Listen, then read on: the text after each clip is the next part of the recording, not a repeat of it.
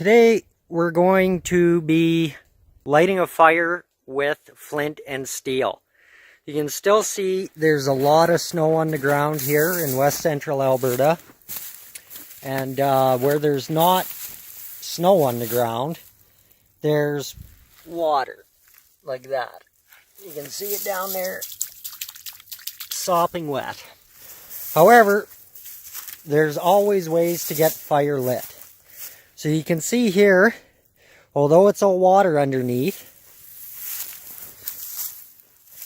there's shoots of grass that are sticking up off the ground like these. And this is what we're going to be collecting for our bird basket, are these leaves like this. We don't want the stalk, we just want to collect a whole bunch of these dry leaves. And they're bone dry, they're up off the ground. We're going to collect up a bunch of those. As well as, over here I've noticed, under this big spruce tree, which will have helped give it a whole lot of protection and a whole lot more heat from the sun. You notice on the ground, there's this white horsetail. This is from a previous year. And it's super bone dry, so dry that it's just extremely brittle.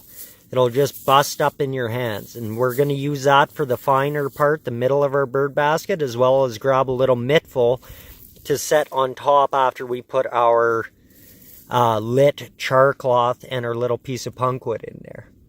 Or charwood in there, sorry. It's, that's a little hack that I figured would work pretty well.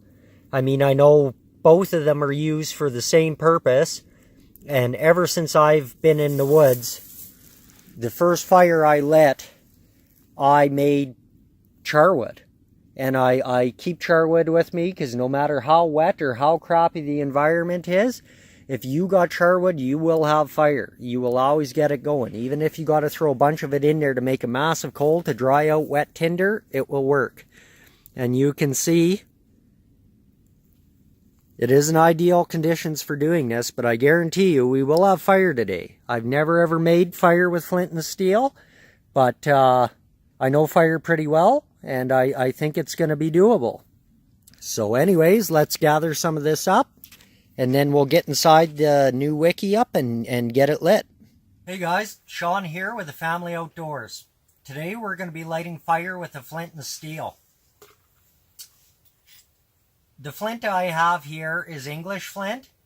It works really well for throwing sparks. I got it in a kit along with this striker.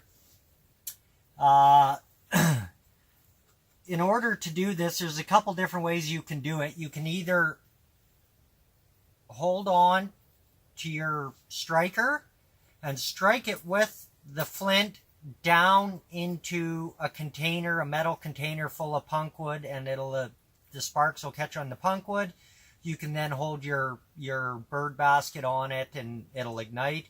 Or you can set char cloth on the top of your flint and hit the flint with your striker, which will cause the sparks to go up and ignite the char cloth. That's the method I'm going to be doing today. I'm going to also give you guys a little bit of a tip here, that if you're doing this method, once you ignite your char cloth, I cheat, and when I put my char cloth into my bird basket, I will also put in there a little piece of charwood, and that will catch on and turn into a large coal as well as your char cloth, and it really helps in getting your fire going. So we're going to strike away at this a few times here. We're using dry grass and horsetail. This horsetail is from the previous season. It's so dry and brittle that it pretty well falls apart just holding it. It should be excellent to get a fire going here with this. So I'm going to start on it now and get throwing some sparks into the char cloth. I'll move up to the camera to give you guys a closer view of it.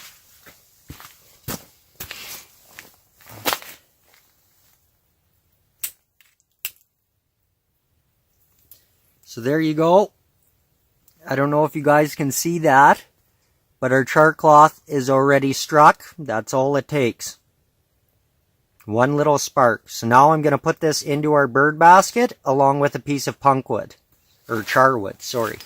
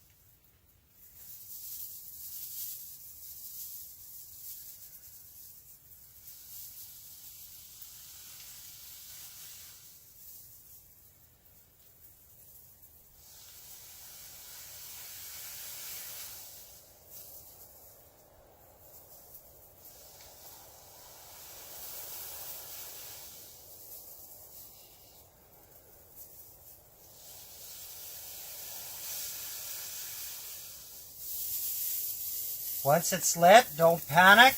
Turn it upside down. Grab your sticks. Get them on top of your grass.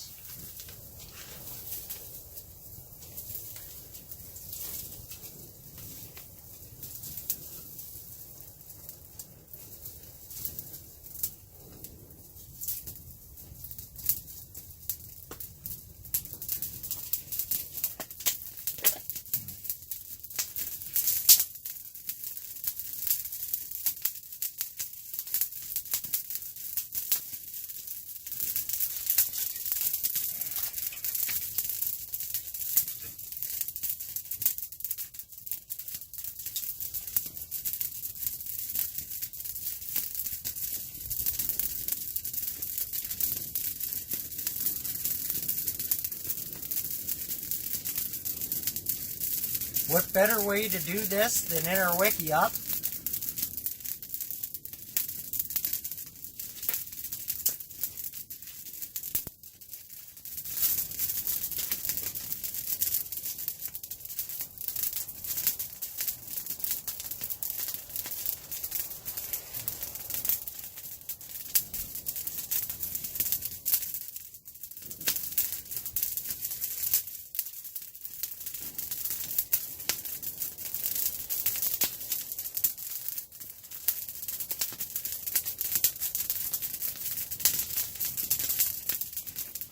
I know this was a short video, but I hope you guys enjoyed it.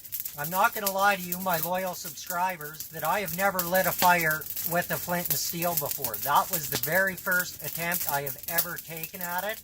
And if I can do it, you can do it. It's, most of this stuff isn't rocket science. Just do a little bit of research and figure out the best way to do it for you.